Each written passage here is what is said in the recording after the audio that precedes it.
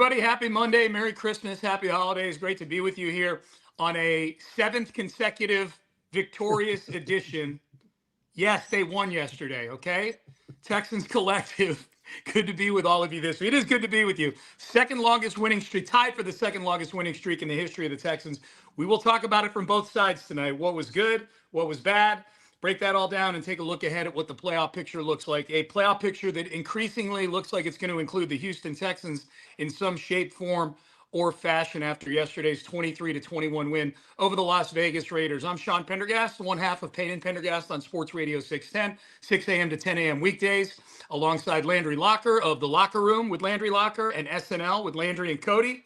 Reggie Atatula in the loop, 10 a.m. to 2 p.m. on Sports Radio 610. And, of course, Cody Stutes, Houston football with Cody Stutes, and one half of SNL as well. Gentlemen, always great to talk with you guys, and we appreciate everybody in the chat. Share your thoughts with us here. We'll mix you guys into the conversation.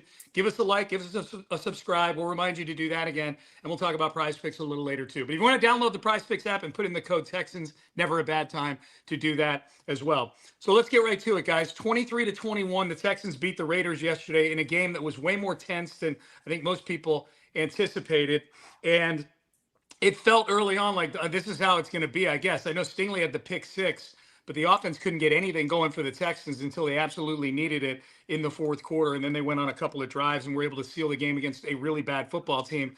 The things that jumps out to me in having we open the press box, we've got the TVs there where we can see the TV broadcast, and as this game is unfolding, I'm like, God, wasn't this team like 32nd in everything coming into this game?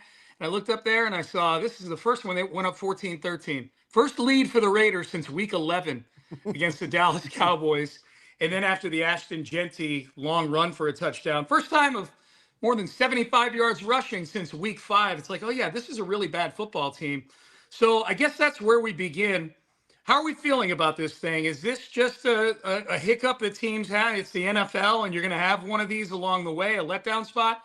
Or are we back to where there are not only legitimate concerns about the offense, but now some legitimate concerns both health-wise and performance-wise on the defensive side of the football?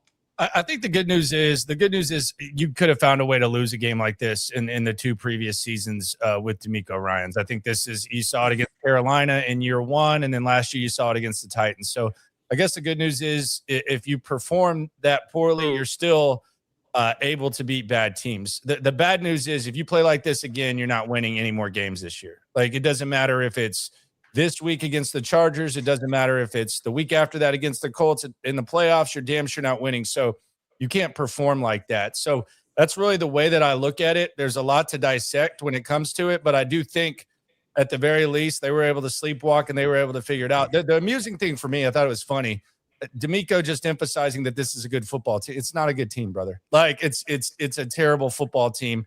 And I don't know if that's just kind of a pushback or, just whatever, but the old Texans from last year and the year before, they find a way to lose this game, and they just can't perform like this. Yeah, I don't know if I'm more concerned after this game, at least offensively. This one felt like, all right, show me if you can do anything more than what we believe that you can do. And the answer is a resounding no. That's fine. I kind of gotten used to that. Like, the idea of going 1-2 in the red zone. Over the last handful of weeks against the Raiders, all the teams had been like 60% in the red zone converting. You ended up 50% and you only got there twice. It's not going to happen for you, Bubba. Like, this is who they are. They are who we thought they were offensively. Defensively is the thing that gets interesting here, as you started alluding to when you talk about injuries. Defensive tackle is going to be a thing that's concerning. I was watching through some of the All-22 earlier today. With all due respect to this Davison fellow, not it, big dog. Like, I like Naquan Jones. I think that he might be able to impact, but Davison got dumped a few times, and I was like, yeah, I don't know how many more snaps you need to be getting there, big dog. But this is an issue. And even Tommy Togiai, you saw some of the extents of his consistency being in there when you have to stretch him out. Like, I think that that's going to be a thing of note. And obviously the biggest thing is, oh man, when the brain of this thing isn't here, and the probably unit that you look at least defensively, and you had the most concerns about just generally the linebacking core, when Azeez isn't there, yeah, man, there's some things that can be taken advantage of. So I'm still trying to figure out if I think that this is like fully a porthole in the Death Star that can be picked at, or if this is like We were talking about it on the show last week. The 85 Bears, which is obviously a legendary defense, they had this one Monday night in Miami where they laid a stinker and they let Dan Marino go crazy. Now it is Dan Marino, right? But is this that game where even the best defenses have a less than stellar performance, or is this some level of a sign of things to come, or that things that could happen? I'm still trying to figure that out. But yeah, that was a little disconcerting. I see a lot of similarities between Geno Smith and Dan Marino. I've often said that. But like the current version of Dan Marino, if you tried to play quarterback. Here's what was this game for me. This game felt annoying, and it was annoying for two reasons. One, there was carryover in a negative way from the defense the previous week. And two, there was no carryover from the offense the previous week. The Cardinals are a better football team than the Raiders. If those two matched up in a suck bowl, I'd pick the Cardinals. Okay. And the Texans handled the Cardinals from kickoff. Like, it was from kickoff, they dominated the Arizona Cardinals. And then there was a little leakiness on defense. And then you go against the Raiders, which I don't care what DeMeco Ryans tries to say. And I don't care if Titus Howard and Dalton Schultz both tell me that they put playoff teams on the ropes. That hadn't happened in 6 weeks. They haven't had a playoff team on the ropes in a close game in 6 weeks. This is a team that is trying to get the number 1 overall pick. They're so close to 1-2-3 Cancun. You can hear it from the sidelines practically. Okay. And you go out there and the defensive effort stunk from the interior of this defense. The interior defensive lineman got pushed around. The linebacker stunk. The tackling was bad again, which was a toxic trait from earlier in the season. And then the offense, my God, they got bullied on the offensive line in the run game. They got blown off the football by a bunch of guys and Max Crosby, a bunch of guys that nobody's ever heard of, and Max Crosby. And those guys just kicked them in the teeth time and time again when they tried to run the football.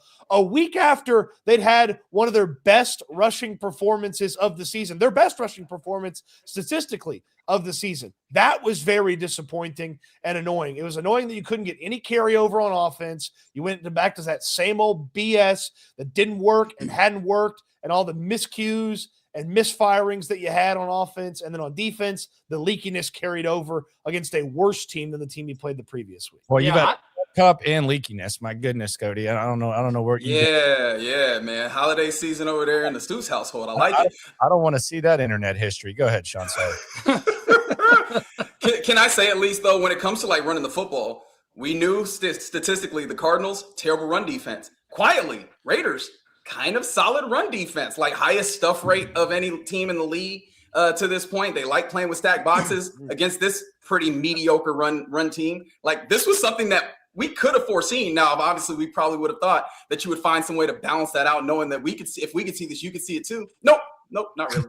They got to you too, Reggie Ryans. They got to you too. Look, I'm looking at the numbers on it, man. That has been the case. There is some level of validity. Who gave you those numbers?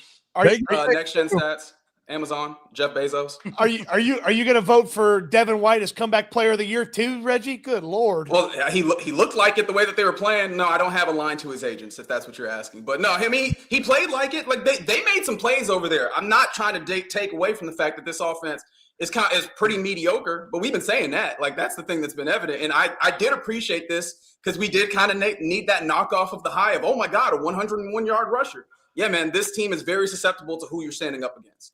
My biggest concern coming out of this game isn't even anything that happened. Well, it did happen between the white lines, but it's not anything strategic, tactical, or execution-wise. It's injuries. You know, they're already thin on the defensive interior. Whatever Azeez Al-Shaair is dealing with, you know, we'll see. DeMeco didn't give much today as far as, you know, what we could expect to see on Saturday against the Chargers, or who we could expect to see. This thing with both tackles going down at the end of the game is a big concern. I mean, Ariante Ursary with a hand injury, Trent Brown limping off the field at the end of the game without exactly the type of physique that makes you feel like him limping off the field is just something he's going to bounce right back from. I mean, you're looking at shaming. Okay. You're looking at, well, I mean, we all saw the side views of him on the television. I mean, it is what it is. Jesus Christ. Yeah. What? Well, you guys think he's looking in the mirror like Homer Simpson, like making his pecs go up and down? Like he's an older, heavy guy. What the hell? I resemble that remark. Yeah. Sorry. Stop being so heavy.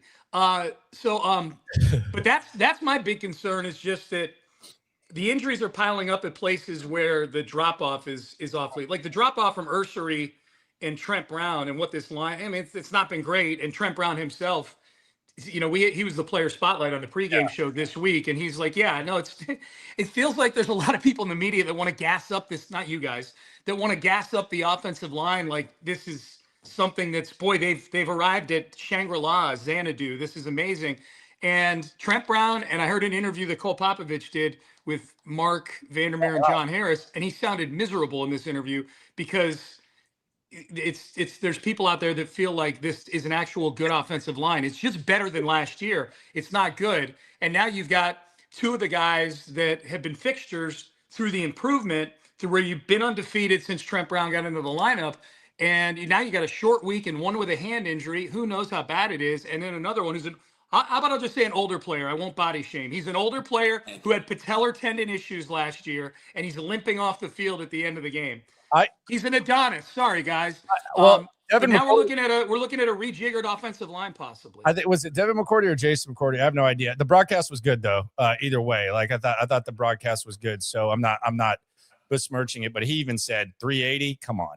Like that's definitely not true. Like, and we know that's not true. So we're not mad at you, Sean. I want to kind of pile on what Reggie said. And I hate to add to the list this close to Christmas, but like it's a naughty list for the Texans. That's kind of the theme here as we hack out on Christmas. So you guys are talking about the offense. The notion that this offense was improving was always an eye roll for me, and I sensed that Reggie was kind of a little bit skeptical of it. As well, that all the stuff that we're saying about the offense, I'm not surprised by. I'm kind of used to, and we know this team's going to have to lean on their defense. The problem I have, I know you mentioned the D tackles. I anticipate Azeez Al-Shire will be back, but one of the most impressive things this defense has done during this streak is they've hidden Miles Bryant as a starting safety, and I like Miles Bryant, and I'm not going to sit here and say, and I told Stutz this earlier today on SNL. I said, I'm not going to sit here and say Miles Bryant sucks. He's terrible. He's awful. He's your fifth option at safety. He's a guy on your practice squad that does everything. He has the physique of a corner. He used to play corner. He's an inside guy. And because CJ Gardner-Johnson didn't work out, on top of Jimmy Ward, on top of MJ Stewart, on top of Jalen Reed, now you have Miles Bryant starting at safety. Yesterday was an example of them not being able to hide it. Whether it was the Brock Bowers touchdown where he was a little bit later, which he might have been lucky that he was late because I think it would have been a nuts to chin situation if he'd gotten there and Brock Bowers would have still caught the ball anyways. He had a couple of whiffs. He had one open field tackle on Mostert, but outside of that, it's going to be a problem with Miles Bryant at safety. And I don't know if there's some sort of blueprint or anything, but that's another possibility. And the other thing is, you heard CJ talk about it. And me and Cody, for the life of us, could not figure out why this has not been more of a constant thing the last couple of years. They gave Nico Collins extra attention, and I don't know why that's not like a every time you play the Texans thing, but for some reason it's not. And I think that's something that we need to keep an eye on if Nico Collins continues to get extra attention. But you can't. Miles Bryant at safety is going to be a problem. You cannot hide that much longer, especially when there's not as much resistance from the DTs and the linebackers are playing the way they are. You need Miles Bryant to make tackles. They've prevented him from having to make tackles. Yesterday, that wasn't the case because there was no Azeez and there were no DTs, and we saw what it looked like. It looked like it should look. But that's something else to keep an eye on with his defense. And one of the additional knock-on effects of Miles Bryant being out there is that I'm sure you guys have noticed they've kind of moved things around to where Miles Bryant is your deep safety, your deep middle close safety, and they're putting Kalen Bullock up in the box. And I appreciate his willingness to do that. I know that him and Kamari are boys, so I'm sure that like there's a like-mindedness there. He ain't got the body to be in here trying to be like Jamal Adams or whatever. I don't know what it is, but he's in here trying to play like a box safety, and he's not quite that. So you're also seeing a little bit more light in the books, but from this defense and some of the ways that they try and use that safety to roll down at times. So that's an additional portion of the defensive tackles, not necessarily holding up the linebackers, missing a lot of tackles and stuff. And then Kalen Bullock, who's supposed to be an additional force, is out here getting dragged by Brock Bowers for 6 yards out in the open field because that's just not something he's supposed to be doing often. I think that those are all things that we're seeing a little bit of the chipping away at this defense in some ways, and how much can they stem those tides? I don't know.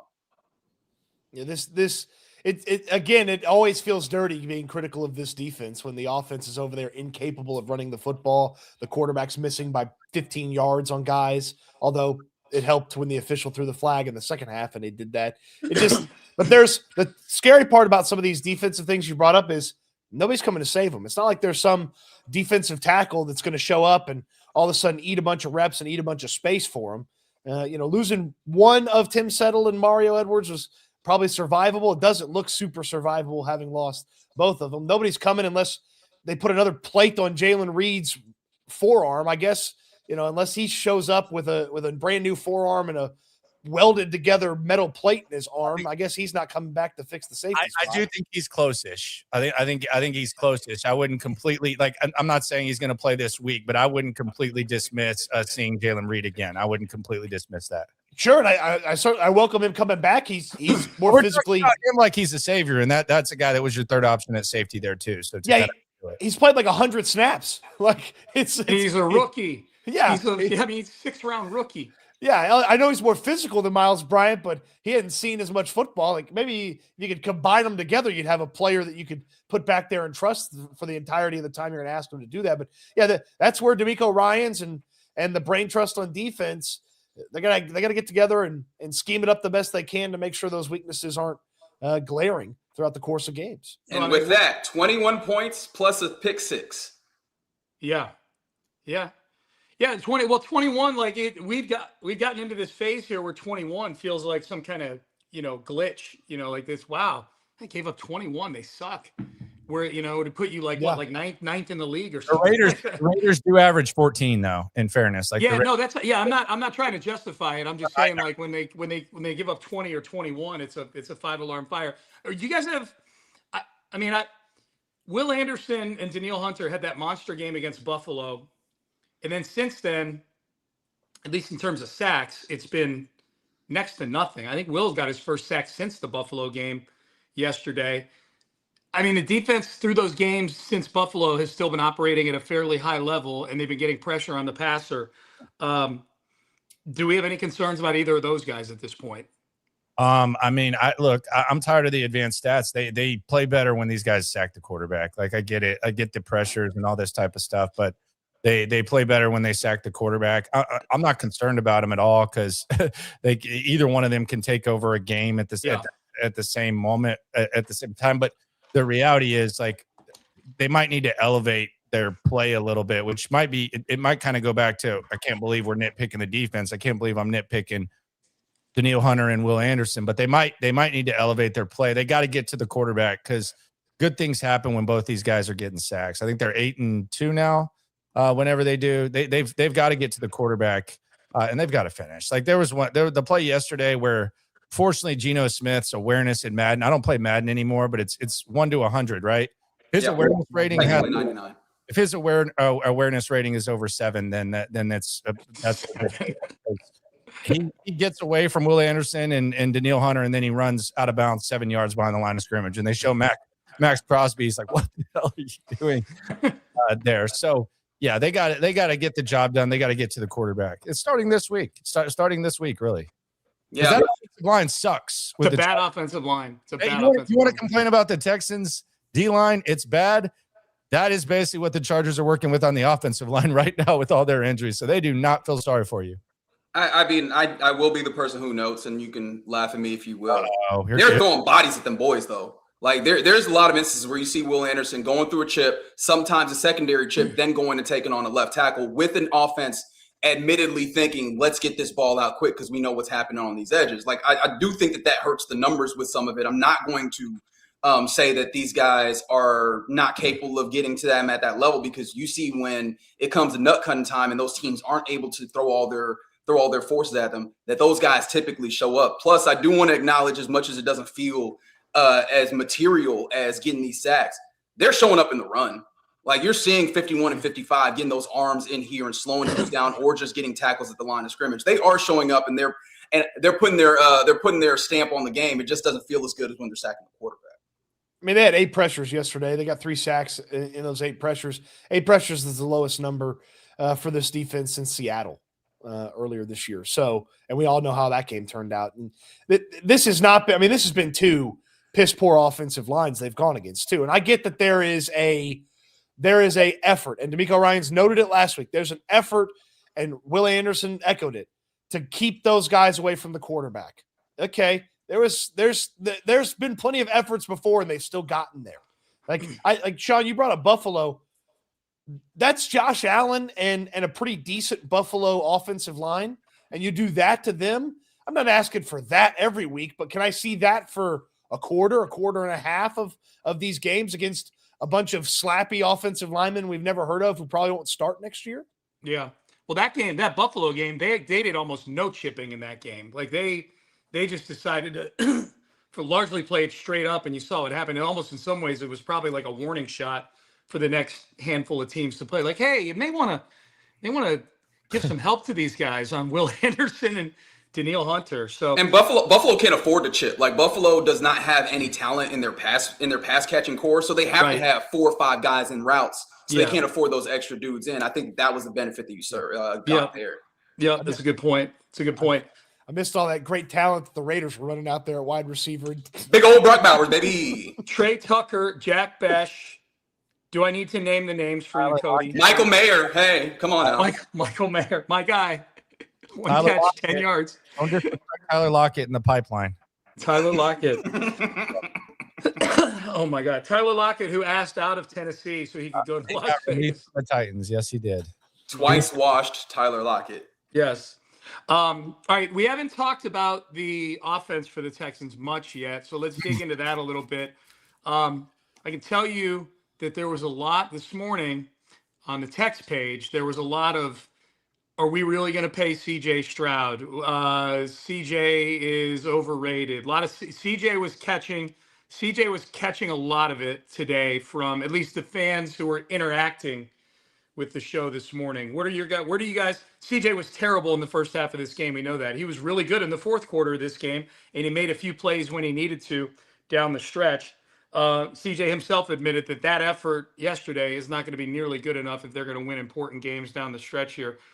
How are you guys feeling about CJ right now? Not just yesterday, but in general moving forward for the last couple games. Look, I'm known as the guy, like the Nick Caley hater around here, and I'll just say this right now. He's off the hook yesterday. I actually don't think Nick Caley was good, but I think that his quarterback did him no favors. And I actually think Nick Caley did a good job of dialing up some gutsy things in situations where he was able to do so. The 3rd and 15, that I don't think that's his call. I think that's DeMeco Ryans saying, hey, we're going to punt it back to him and get it back. So I don't really hold that against him. But as far as dialing it up, at the end of the game, taking a long shot when it was 3rd and 20 in the end zone when he could have easily just given up on it. I thought Nick Caley was fine. I think the blocking was as bad as it's been. Dalton Schultz blocking looked like last year, which I'm sure Stutz will get into. And CJ Stroud was awful. He was awful. Yesterday was by far the worst game CJ Stroud's played since he came back. I think he's played 3 good ball games. Even beyond the statistics, it's probably the worst game that he's played this season. And I think that he probably threw more uncatchable balls than he did catchable balls, including the pass interference. And I know that there was a lot of complaints in the Indy game. The ball wasn't catchable when Daniel Jones threw it. I said at the time, and I'll say it again, they don't call uncatchable ball in the NFL. They don't do it. I don't know why they don't do it. They just don't do it. And the Texans were able to benefit from it in this situation. But CJ Stroud was awful. He was terrible. And that might be the most alarming thing, is that guy that a lot of people were frustrated about earlier this year, he did still exist this week. And I don't want to say that we thought it was a complete thing of the past, but he was bad. He was worse than Nick Caley was yesterday at his job, which might be a rarity, but I think it's a fair thing to say. I'm having a hard time going with you on the Nick Caley portion of your program. I can't deny CJ was bad. Like it was very ugly. When you're missing passes that high, oftentimes I'm like, all right, what's the mechanical thing that's happening here? But it's clearly, and I don't know that, and I'm nobody's mechanical expert, so don't take this for too much. But I didn't see the specific, like, oh, well, he is, not stepping to his throw. He was just missing, which feels like it might be between the ears in some regard, which is really unfortunate and uncomfortable with the number of times that people, whether rightfully or wrongly, have accused him of having things wrong between the ears. Like that is uncomfortable. I think we've seen enough to know that he has it within him. It makes me wonder, like, what is happening that causes the breakdown? And where I come back to Nick Caley is Patrick Graham was an assistant with the Patriots from like 09 to like 2015, something like that, a nice, good chunk of years. The reason why I bring that up is Nick Caley in the offense, in the passing game, you could see some concepts that you could clearly date back to like those Patriot teams. You can see some concepts that are somewhat newer, different. And I think that is like the melding that we've talked about, or we've heard talked about in like press conferences between Nick Caley, what he brings to the table, and what like the likes of Gerard Johnson and Ben McDaniels and Shaplinski, who all the other people. And it felt like all the concepts, at least that I could tell, that are like kind of, for lack of a better term, Patriots concepts, blanketed in that game, like completely taken away in a way that I was like, hey man, I know Devin White ain't that good at acknowledging play action. Like I know that these dudes in the secondary aren't that good. Like Patrick Graham took his lunch money yesterday. I think that also needs to be acknowledged in some ways while we talk about this. And that is not an excuse for CJ. That is just a compounding problem where you've constantly asked your quarterback to make up for a bad offense coordinator. Yeah, CJ had a really bad first half, and there were some moments in the second half that were also uninspiring from him as well. And I get that he had a couple of nice throws here and there throughout the course of the game, but it's not enough from him when I know the stuff around you is going to be inconsistent. I know the O-line is going to be inconsistent. I know the guy with the headset is going to be inconsistent. I know that the wide receivers are going to be inconsistent. I know the tight ends are going to be inconsistent. The quarterback can't be inconsistent. He can't be missing those throws. Like, it's not like I saw somebody pull up the accuracy numbers. Like, oh, well, look at the accuracy numbers. They're pretty similar to a couple years ago. Yeah, but when he misses, he's missing big. Like, he's not throwing competitive passes on some of these misses. Like, it's not like, oh man, like he needs to adjust it a little bit. Like, it's, oh, watch out, Geno Smith, that ball almost hit you on the sidelines while you're watching the play happen. There was a play also too where, and he's admitted it happened. He said it at the podium a couple weeks ago. Like, if there's a little bit of pressure, like he needs to be able to handle it better. And I thought he's had some nice moments with it since his return for the concussion, but he got happy feet and made a quick decision at one point in this game on third down. It was 3rd and 5, and he got happy feet. The protection was perfect. Nobody was coming for him. And he threw the ball short of the sticks at the guy's feet. He waits 2 more beats, and Dario Gumbuola is walking in for a touchdown on the right side of the field. And it's just like, that's a play that against the Raiders on Sunday afternoon in week 16, it doesn't kill you. You miss that play against the Broncos in the wild card round, and you're going home. Like CJ has to be so much better. And is it an unfair level to put him at? Yeah, it's tough that the quarterback has to do everything. That's why he's the quarterback. Like, you got to make up for this stuff that's not good enough. And he wasn't good enough against the Raiders. It's interesting. I went back. So we had EJ Speed on the postgame show yesterday, and I asked him about. He didn't whiff the table? Huh? Never mind. Nah. I said, did he run past the table before the interview? It was a good interview, okay? At least he would have triggered, unlike some people, you know. Yeah, he hit the table really hard with his eyes closed, all right? So we had EJ Speed on the postgame show yesterday, and I asked him about being on the same team with CJ now, because they had that little thing going when he was in Indianapolis with the podcast and everything else.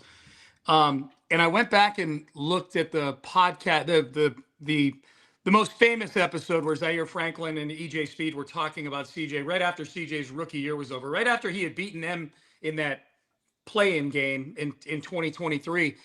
And it sounded like the two of them were describing a completely different human being than the one that we've seen since the middle of last season. Really, I know CJ's had his, he's had his good moments this year. Yesterday was far from one of them. It was interesting. It was a little depressing to go back and watch that, because they're talking about CJ like he is next level at looking at his third read. How embarrassing it is if a quarterback gets to his third read and completes passes, and that CJ's doing that on the regular. So that was depressing to watch. The other thing I think that's interesting, since CJ got back from the concussion, he is hardly using his legs at all. And that had become a pretty valuable weapon for him, starting with I thought with the Charger game last year in the postseason. He had even joked in the postseason he's going to start doing that more, and he did. I mean, I'm looking at the numbers right now, his rushing numbers. Before the concussion, he had games like 5 rushes, 32 yards, 4 rushes, 27 yards.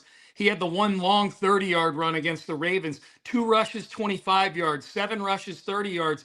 And then that Denver game hits, and since he's come back, He's got a total of 13 rushes for 15 yards, and I'm guessing half of those are kneel downs at the end of last week's game, and then the 2 at the end of this week's game. He's not using his legs at all, and I wonder if it's one of those things where he had a talk with the coaches, or if it's subconsciously he's just not up for getting out in the open field. Of course, that's how he got concussed, was scrambling in the first place. But I think that's one of those things that's sort of flying under the radar. That had become a nice weapon, I thought, for CJ in just moving the chains. 3rd and 4, nobody's open. Scamper and go get yourself 4 yards. He's not doing that anymore. And I just wonder how that's going to unfold over the rest of the year. Because they're going to be playing better teams down the road here, especially once January hits. And if he's just going to be back there, pure pocket passer style. I know he's moving out of the pocket a little bit, but he's not using his legs to get yards anymore. It's been a polarizing topic, even going back to Ohio State. And he actually, against Georgia, flipped the switch and started using them a little bit more. And last year against Kansas City. So sometimes the bigger the game, the more he'll do it. But I'm with you. It was one of the concerns about going out the way he did. Is he gonna use his legs? And he really hasn't done that. I do want to see how they respond this week against the Chargers, because you can make a case that right now the Texans are basically what you thought they would be. Is that fair? Like you thought they'd be a playoff team that has a chance to flip the switch this time of the year and figure stuff out. Obviously the top doesn't look nearly like you thought it would, but they're still like the same squad. And here you find yourself against the same team that you beat last year in the postseason. You're facing them with playoff implications. They're battling for the 2 seed, maybe even the 1 seed if they win out. So you're basically in that same situation. You get a chance to flip the switch. You're going to Los Angeles. So I think this is a good test and a chance to kind of just wipe all of this away, because the beauty of it is I'm actually proud of the fans for booing, and I'm proud that people are upset, because that just means you have standards. Yeah, that just means this is not Bill O'Brien AFC South champs after you look like shit and there's no ceiling. So I like that there are standards here, and I think they're in like a perfect situation now, perfect measuring stick similar to last year to see if they can be a better team. And as far as the offense goes, I'll look at the glass half full. I am kind of intrigued to see what the running backs look like with Marks and with Jawar Jordan. I'm intrigued. I'm intrigued to see what that looks like. I think that'll be interesting to see if Nick Caley does that. By the way, why is Jawar Jordan why is there such an emphasis in getting him the ball in the pass game, but not Woody Marks? That's really weird to me. I don't understand. That's Woody Marks' super skill, but I think it will be interesting to see what that mix looks like. And I think this is a great test for them and a great opportunity. And we'll see how they stack it up. But that's the beauty of it, is they're about where you thought they would be. To your point on CJ, maybe it's because I'm such a bad golfer. I think about it in these ways, but he feels like at times he feels like a golfer where you're setting up the swing. You're like, all right, remember to shift your weight, remember to turn your wrist over, all the different things mechanically. And oftentimes for me, when I do that, that means that it's going far to the right over into a different fairway. Like, I think that it feels like that's the case sometimes with them, where it's like, all right, remember to, don't run out the back of the end zone. Maybe remember to, hold on for a little bit, look for this, keep your eyes on that. It seems like there's a lot that he's handling right now. And it makes me think of, oddly enough, the Jacksonville Jaguars. Maybe it's also because I was just watching like JT Sullivan, quarterback school, talking about his game week 15, where it's like so much of this is actually schemed open and made easy for him. And he's having a great year where a lot of people are heaping praise on him, or at least the latter portion of this year, Trevor Lawrence is. And some of it is because the offense is making it so that he has those easy opportunities, the answers where it's obvious, and now you just need to make the play. And it feels like that's not the case for CJ right now. Yeah, and sometimes those answers are there, and he's sailing the thing 4 yards out of bounds. At times. But I mean, if that's happening fewer and further between, I can understand why when he does get that opportunity, it ends up looking bad. Should it? No, he should be significantly better. But I can see how that happens at times. How about LeBron James got to Reggie? He brings the real sports back to golf, man. It's just a game. I thought, you try and relate it to things people appreciate, and I feel like we're all bad golfers to some degree, right? Have you read any of those books behind you, Reggie, on that shelf right there? A few of them. You want me to go book by book? I can point to them if you need to. No? Okay. If you got past the first cover, you're doing more than LeBron. On my bookshelf, I had not. I had just books The only one I think I read was the Gucci Mane book. That was it. Other than that, I didn't really Excellent selection. motivation. Cody, you want to tell the people about Prize Picks? I certainly do. Prize Picks is the way you can play daily fantasy, and they got it for basketball. They've got it for hockey, but we like playing Prize Picks when it comes to football. You're taking a couple of statistical predictions, you're putting them together into one entry, and if you get all of them correct, you win money. And sometimes you can even get some of them correct, and you can win money. Mm-hmm. You can't miss as many as we have and win money, but you can win if you don't get all of them correct. But look, it's very simple, more or less on receiving yards and passing yards and rushing yards and touchdowns. And you can put it together. We put one together each and every week on the YouTube community page of this channel. So be following along, subscribe to the channel so that when we do post that, you see that on your YouTube feed. But it's very simple, more or less. You put them together into one entry, and you can multiply your winnings sometimes up to 100 times if you want to get aggressive with it. It's very fun. It's very easy, and we have a lot of fun putting it together each and every week, and you can see that on the YouTube community page. And when you sign up, use that code Texans. When you get signed up, use the code Texans that you see down below, and you're going to play your first $5. You get $50 added to your account automatically after you play that first 5. Just use our code Texans when you get signed up. If they counted pass interference yards, I would have hit because I had Nico more than. I had Woody 74 Wonder. I guess it just got removed. Yeah, it just got kicked out. Nico didn't get there for me. Sean. CJ didn't get there for Reggie. Brock Bowers did get in the end zone. He did get in the end zone. He did. Yep. I just put a lineup in while you were talking, Cody, for tonight's game. Ooh. Let me guess. Less on Phillip Rivers. Yep. Passing yards. Yep. 160 and a half. Yeah. McCaffrey receptions over. Yeah. Lots of McCaffrey. Watch innings yards. I only have 3 players in it. It pays 6 times. I got Alec Pierce more than 22 and a half receiving yards. I like that. 1 shot downfield, you get that. I have George Kittle more than 66 and a half receiving yards in the game. What? Huh? You said 1 shot down what? Downfield. Like Alec Pierce. Yeah, that's 1 catch for him. I was thinking about the quarterback. I don't know if that can Well, yeah, that's true. He can only it's a catch and run for Alec Pierce. He'll launch it downfield 8 yards to Alec Pierce, and Pierce will do the rest. So I had less than on Phillip Rivers passing yards, more than on Kittle receiving yards, and more than Alec Pierce receiving yards. Well, there you go. If you want to follow along with Shawnee, you get signed up using the code Texans. Play your first 5. Let's go. 50 headed your way. A couple super chats before we keep rolling, gentlemen. Yeah. Logan Taylor sent in a super chat. NFL suspends Chargers Perryman for 2 games. Denzel Perryman got that year too aggressive suspension again. Yeah. That's good for the run game. Actually, that's actually a good break for a team that can use all the breaks they can take for running the football. It's good for. I know it sounds silly, but this is actually a pretty big deal because he actually was pretty useful for the Chargers. Yeah. I know it's after watching Denzel Perryman play here, you were probably thinking in the year of our Lord 2025, he's not a key piece to a defense. No, he is.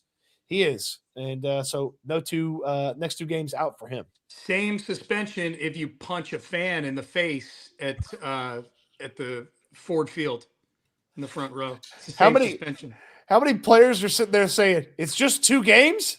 Yeah, I love the transitive property of officiating and things. That's always fun. Oh yeah, George Pickens is thinking, "Oh man, I could have just gotten 2 games, 2 off days if I just taken care of one of them fans before." Houston Misfortune gives us our John Carroll great update. name. My John Carroll University watch ends here. They lost in the semis to the 1 seed North Central, 41-21. Look for Travis James to get an interview for the Texans looming OC opening. Okay, all right, very good. Our weekly John Carroll updates. I'm gonna miss those updates. Yeah, miss is. I will remember that we got them, but I don't think I'm gonna miss them. Oh, just. The John Carroll pipeline is strong. But yeah, I would think that guy has an NFL future, whoever that guy is. I'm assuming he's the OC. The pipeline, man. The pipeline from JCU to the NFL. Yep. All right, boys. So Jacksonville, not only did Jacksonville not do the Texans any favors, Jacksonville might actually be really, really good. Where are we on the Jacksonville Jaguars right now? I think Liam Cohen's a hell of a coach. I think he's done a hell of a job. I still think there's a little bit of flaws, which kind of adds to the impressiveness of it. But they've kind of found their edge. They're pretty underrated defensively, and Trevor Lawrence. I mean, it seems like every time you say this, he's going to go throw 5 interceptions against the Colts, but he's playing pretty good, and he appears to have found his groove. So I think the Jags are a beatable squad, but I don't think you can dispute winning 11 games with 2 games remaining with Liam Cohen, especially given what that team is. So they're good. How good? I don't know. I'm not necessarily buying, but I'm buying their coach big time. I'm a big fan of his. If that's going to make him throw some interceptions, then I will say it again. Trevor Lawrence looking really good right now, fellas. I was talking about it. Like that coordinator, obviously head coach, but as a play caller, he has done a great job of making things easier. Plus, you got to give the GM a little bit of love there, I guess, to some degree, because bringing in Jacoby Myers has really unlocked some stuff. It's put guys in the right places and allowed Liam Cohen to do exactly the things that you want to test defenses, to the tune of 34 points against the Denver Broncos defense that has been really good. Yeah, I still leave them up to the possibility of having one of those games. Trevor Lawrence is not above putting that ball within the reach of a defense, depending on the defense. But I mean, he did pretty damn good against the Broncos, not throwing an interception, took a few sacks. But if that was the one possible stumbling block that I was looking for against them, and not only did they answer the bell, it felt like they answered it pretty well. The biggest thing for me is they've got an offensive mastermind that went and figured some things out. I mean, they couldn't move the ball consistently. They went into a bye week and came out of the bye week, added a player via the trade deadline, and he figured out how to maximize everybody's skill set. And now they have things that they do every week, and they go and control things when they're out there as an offense. They make teams react to them. They don't react to teams.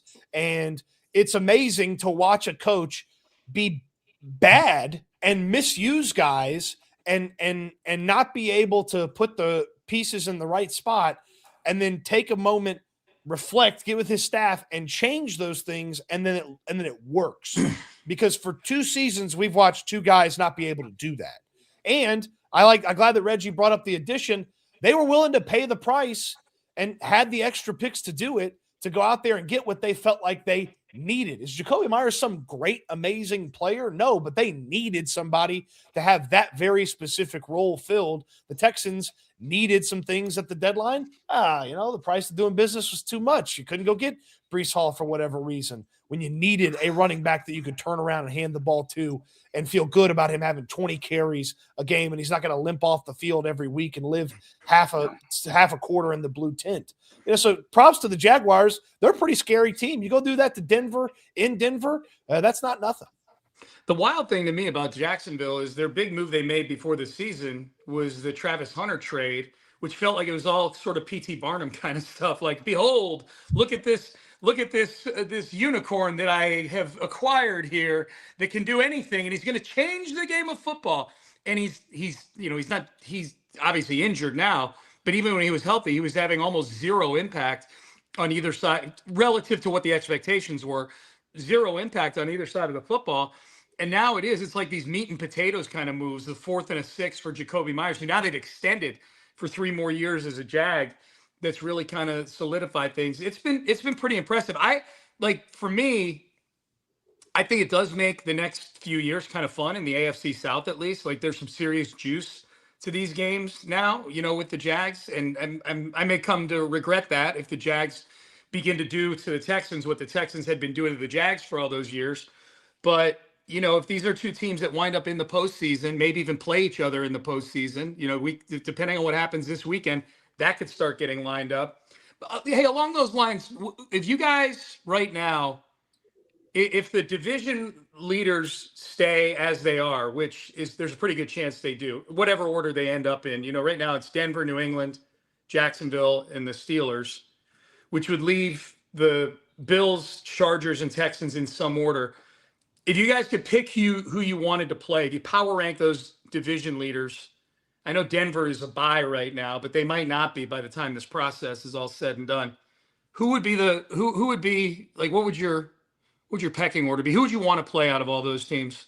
To be honest, like it really, I think the Texans could go on the road and beat any of those teams. Like it's not anything scary. Buffalo, honestly, I think New England did a favor to everyone because I don't think the Texans go to Buffalo and win. I know they've beaten Buffalo the last couple of years. I don't think they go to Buffalo and win. So I would probably say Pittsburgh, but I mean, Jacksonville is not like an overwhelmingly terrifying place. The Patriots have overachieved like crazy. I know the schedule is very easy, but it seems like they've kind of overachieved a little bit. And then Denver, I mean, they're beatable too. But if you had me pick, I would say Pittsburgh. Mm-hmm. Yeah, I'm going for the places where I can give the offense a maximum shot of being worth a damn, which is Steelers, then Jaguars, then I guess whichever other one falls in. Like that's the way that I'm viewing it. Also, no TJ Watt. So, yeah, good point. Now, yeah, I mean, I know it's going to Pittsburgh, and I know it'd be a playoff atmosphere there, and I'm sure Nick Caley would have a hard time talking in the microphone, and CJ'd have a hard time getting the play out, and they'd have a hard time operating the offense. I understand that, okay, but that team is not a great football team potentially. Like there's potential for the Denver Broncos to be great. There's potential for the Patriots to be great. There's even potential for the great offense that the Jaguars have showcased the past few weeks to stick around. Like there's not many things great about the Pittsburgh Steelers. There's some mystique of that place. It'd be tough to go there. It'd be loud. It'd be cold. But Will Anderson and Daniil Hunter laying on top of Aaron Rodgers to send him into retirement, I mean, you'd be moving on if you played them. Yeah, he's got the most experience out of all those guys, obviously, but he's the one guy who at this stage of his career, where he's going to be. Like he's not the Aaron Rodgers of old that's using his legs to go get, 30, 40, 50 yards in a game. The other guys, Drake May and Bo Nix, obviously, and Trevor Lawrence, too. They're all pretty athletic. If you're not disciplined in your rush lanes and whatnot, they're going to leak out and they're going to go get 15 or 20 yards on you. I think May would eat them alive on the ground. Because he I'd be real worried about that playing him. Look, going to Jacksonville is not the most scary thing in the world. You're going to have a couple of heavy set folks in the pool. God damn, man. There's so much fat shaming on this show, man. I didn't say anything.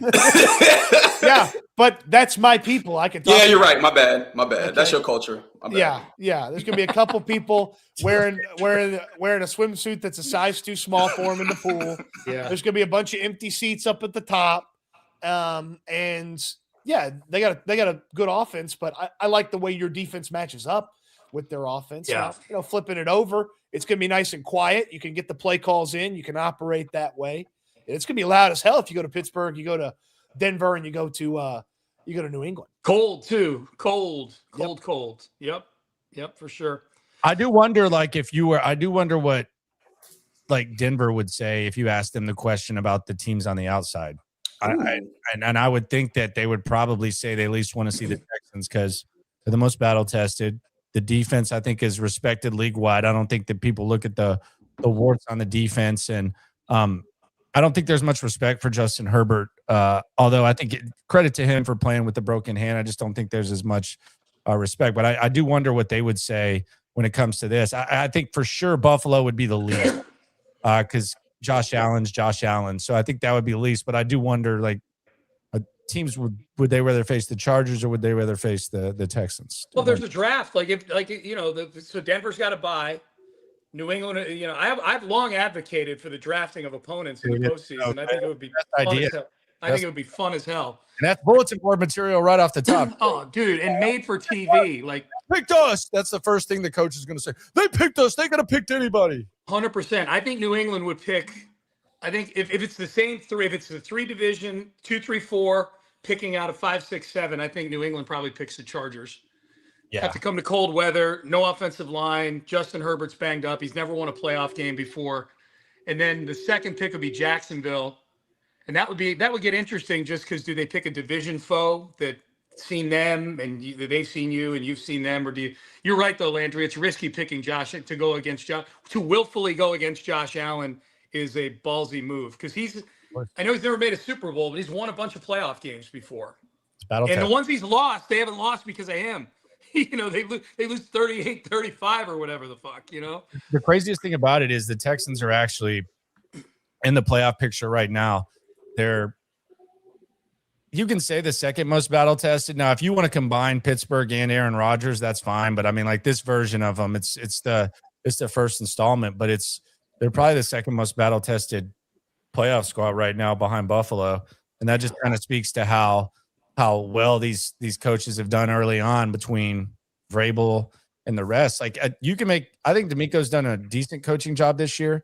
But you can make a case it's not even one of the top 5 most impressive jobs in the AFC, which is not a slight on him. It's just this was expected from him. He has a chance, but if we're just talking the regular season award, it's not shocking for D'Amico Ryans to win double-digit games and get to the division. We can look back on it, but if we're just talking about regular season, I mean, I think you base it on expectations and circumstances. I would say it might not be a top 5 job, which is kind of speaks to how he was off the board for not just AFC, but for coach of the year in the NFL. He was off the board. The board is usually at this stage of the season, like 10 names long. He was off the board till like 2 weeks ago. He had just popped back up like 7th or something like that on the board. And I think he's doing a good, I mean, they're 10-5. He's doing a good job. There have been glitches this year. No doubt about that. The one thing I don't like that I keep hearing, and this has been kind of the rally cry. I heard the McNair say it, and I try not to really highlight what ownership says, just let them kind of do their thing. But I've heard D'Amico say it, and I've heard other people say it every time there's a broadcast is like, if I run a marathon and let's say my time, my expected time, I don't even know what's a good marathon time, Reggie. I know you probably know this. I should, but I don't. I'm sorry. Let's say it's 4.5 couple hours, something like that. Oh, a couple hours, 2 hours and something. Yeah. 2.5 hours, something like that. On the Oprah Wolfer. All right, let's say that my expected marathon time is 2.5 hours. If I shit myself at the start of the marathon and then I still finished at 2:30, like that I don't give you credit for that. Like yourself. So like I keep hearing like the word adversity thrown out, and it was self-inflicted adversity. Like you fumbled twice, you lost, and now you're about in the win range where we expected you to get. So like this notion, well, they started out 0-3 and they could have quit. No, they shit themselves and they still finished 2.5 hours or whatever the hell it is. So I don't really subscribe to the notion that that's like something overly impressive. I subscribe to the notion that when you lose your entire starting offensive line like the Chargers and you're still in the playoff mix, I think that's impressive. I think that's insanely impressive by the Chargers to do what they've done. But like this notion that we started out 0-3 and this is where we are, no, you shouldn't have done that. Apologies. I guess I gave you a world record time, but still, point was made. Sub 2 hours and 10 minutes, world class. Yeah. World class. We'll say 3 hours and 30. Still very good. Under 4 hours is widely considered good for recreational runners, according to ChatGPT. Yeah, but we're not talking about recreation. This is the National Football League, Sean. Yeah. And Landry shitting himself. That's throws right. A wrench into everything. That's right. Yeah. As it often does. I feel like shitting yourself I'm often gonna does. ask, what's a good time for a marathon if you shit yourself? What's our bet? How many bottles of water are we wasting for this query? Let's see what it says. If you finish, it's a good time, period. Well, they're right. They're right. Finish it all, legendary. Finish under 5 hours, heroic adversity performance. All right. The AI respects the poop pants. Distance running rule of thumb. Pain is temporary. The story is permanent. ChatGPT is giving a fucking pep talk, man. Shit. God. Literally shit. All right, boys. So what do we think of this game coming up this weekend? Have we started to analyze this thing through a predictive lens here, this Chargers game? It's a short week. You have to, like, Will Anderson and Danielle Hunter have to come up big in this game. There's no excuse. Like they both of their starting tackles are out. They're an absolute disaster on the O-line. Justin Herbert, he threw more interceptions against you last year than he did all season. So you have success there. So they have to 100% have to have Will Anderson and Danielle Hunter come up big in this game, not just in advanced stats, but they got to get to the quarterback. The confidence level, I think it's basically a pick 'em game. I think it's a pick 'em game. I don't think we see the same version of CJ Stroud that we saw before. So I'm expecting a bounce back, and I'm extremely intrigued to see what the first version of this RB duo, this new one with Jawar Jordan and Woody Marks looks like. Spoiler alert: Woody Marks will play. So that will happen. So it'll be interesting to see how they mix that in and what it looks like. But I'm not encouraged by the way they looked against the Raiders, but I'm willing to wipe the slate clean and say that this is going to be a battle, but it's going to come down to the ends actually making plays. Danielle Hunter and Will Anderson, they're going to have to. I am uncomfortable with this. Like, I think we've added more uncertainty with what this team does on both sides of the football. I don't know that it'll exist in the same way that we saw, but I think with a Chargers team that doesn't necessarily do anything great, but does a lot of things pretty good, I am worried about the offense not being able to run the football. And if they can't run the football, like so much of this also is predicated upon that. I'm with you. I don't think CJ looks as bad, but to what level are you actually going to see this offense be able to do things? I don't know. Like, I don't have a good grasp on what this team will do on a daily basis. And the thing that we felt like was the guaranteed was the defense. I think that there is a fair argument to be made that there's some reasons for you to go, all right, does this show up in the same way? How does this look? I really don't know how to call this game. Like, that's the long way of me saying that. Toughie. And also, Reggie, I think to your point, Sean, I don't think we're fence sitting. We got to see what the tackles look like. Like we got to, because I told you, I think I told you, Sean, on the side or something. I said I feel like Ursari's hand is hurt or something. Like, this was a long time ago. I think this might have been 2 months ago. So I wonder if this has been something that's been bothering him for a long time. And but I do think we got to see what the status is of the tackle. Spoiler alert: Trent Brown probably won't practice tomorrow. He hasn't been. They've been giving him the rest. But the Ursary thing will be interesting. Is he in a cast? Is he out there? What does that look like? I do think you got to kind of see what that look. Now, Chargers are the last team that want to hear you bitch about it, but it doesn't kind of matter with this squad. Yeah, but they have a competent OC and a quarterback that's consistent. So at least they can work around some of the issues on the offensive line. It's a big DeMeco Ryans week because he maybe convinced them that they were a good team that they were playing yesterday, and they played down to the level of the Raiders. But they've played up to the level of some of these guys. And when typically it's been a big game for them, which this one feels like a big game, and the opposing quarterback showed up, DeMeco Ryans had something ready for him. So let's see what he has ready for Justin Herbert after what occurred last year. You got to imagine that they're ready for some of those punches. So what does DeMeco Ryans have schemed up, put together? I like the DB matchup for the Texans, and I like the edge rusher matchup, but you're going to have to score some points, and they didn't exactly look like a team that's going to score a whole bunch of points against a Chargers team's kind of feeling themselves on defense. Yeah, I'm confident that whatever glitches were going on with the defense in this Raiders game was more playing down to the competition. Now, the defensive tackle depth chart thing, we'll see how that plays out. They've got Omari and Hampton back now the last few games. He had a good game against the Cowboys. I do think for the Chargers, this is going from playing the Cowboys this week and then playing the Texans on a short week. That's going to feel like you're putting the donut back onto the bat and swinging it, as opposed to where you go from a hard defense to an easy one. You knock that donut, and this bat feels really light. This is going to be going from like, a 32 ouncer to like a 48 ounce bat for the Chargers offensively too. I'm with you guys in that I think this is the opponent level thing. This has been one where through this streak here, and really even early on when they were losing the games, they were in all those games. Like they were, they were on the field with those teams. Other than the Seattle game, there's not a single game where I felt like the Texans were necessarily outclassed by the other team. They just made mistakes. So I think, and I don't think this is a great home field advantage. I'm guessing there's going to be a lot of Texan fans in the building, given that it's Christmas week. It's LA. It's a good trip. It's a fun trip.